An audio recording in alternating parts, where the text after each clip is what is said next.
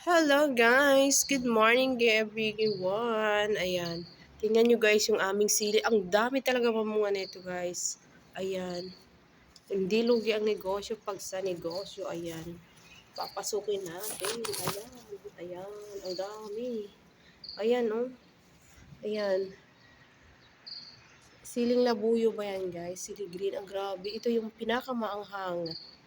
Ayan. Ang dami talagang bunga guys. Ito naman ay luya.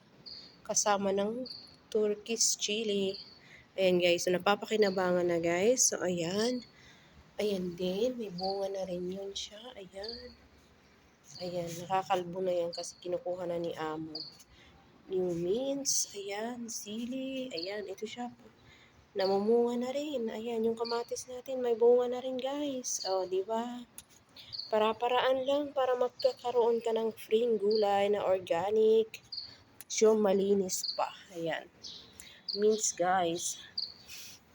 So, ayan yung aming kangkong. Ito ay kukunin ko ngayon kasi aming gulayin sa bahay ni Lola. Kasi doon na naman kami magnananghalian. Dahil Huwebes ngayon guys. So, ayan. Look at that. Ang daming sili. Yan ay ang laki ng ano niya. Nag-iisa na nabuhay. Yan guys. Ang laki ng bunga. Ibang sili siya guys. Ito yung ano lang parang green bell lang siya yata. Pepper bell, green bell. Yun na yun. So, ayan guys. Ang kapal talaga ng aming kangkong guys. Ayan. Hindi na namin kayang kainin guys. So, doon kami manananghalian kay Lola.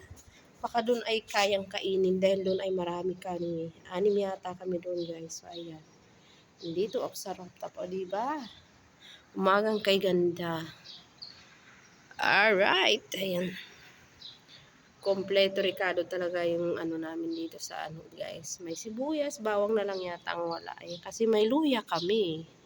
Ayun, pangalawang ano, pares ng isang malaking sili. Malaki siya. Ayun, ito talaga yung pinaka-the best guys. Dami niyang bunga. So, ayun na guys. Thank you for watching.